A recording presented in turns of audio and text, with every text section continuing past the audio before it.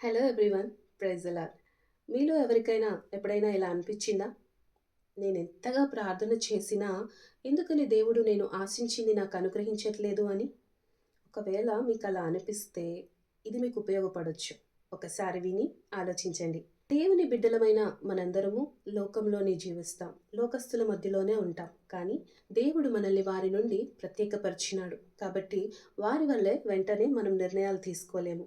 అయితే నువ్వు అడుగుతున్నది దేవుని చిత్తంలో ఉందా లేదా పరీక్షించుకోవాలి.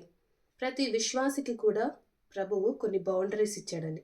ఆ సరిహద్దులలోనే నువ్వు ప్రయాణం కొనసాగించాలి తప్ప వాటిని దాటి నువ్వు ఏ ప్రయత్నం చేసినా అది నీకు సఫలమవ్వదు. ఒకవేళ నువ్వు దేవుణ్ణి కాదు అనుకుని ఆ మార్గముల గుండా వెళ్ళినా అక్కడ నీకు ఏ శ్రేష్టత ఉండదు. చాలా ప్రయాస, కష్టము, నష్టము తప్ప నీకక్కడ ఏ మేలు జరగదు. నీకు అటువంటి పరిస్థితి రాకుండా ఉండడానికి ప్రభువు కొన్ని మార్లు ఆలస్యం చేస్తూ ఉంటాడు. నువ్వు అడిగేది ఆయన నీకోసం నియమించిన సరిహద్దులలో ఉన్న విషయము కాకుండా దేవుడు వద్దన్నదైతే గనక ఖచ్చితంగా నువ్వు ఒకటికి రెండు సార్లు ఆలోచించి నిర్ణయం తీసుకోవాలి. మనిషి ఎప్పుడు కూడా ప్రస్తుతం పట్ల ఆసక్తి చూపుతాడు, కానీ దేవుడు మన భవిష్యత్తుని చూస్తూ ఉంటాడు. ఆయన మనము మేలైన దీవెనల చేత సంతృప్తి చెందాలని ఆశపడుతూ ఉంటాడు.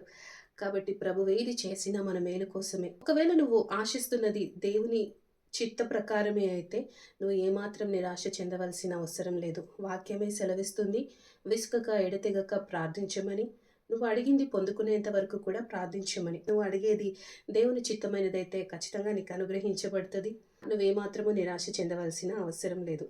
ఏమి అడుగుతున్నావనే విషయాల పట్ల జాగ్రత్త ఖచ్చితంగా మనం వహించాలి.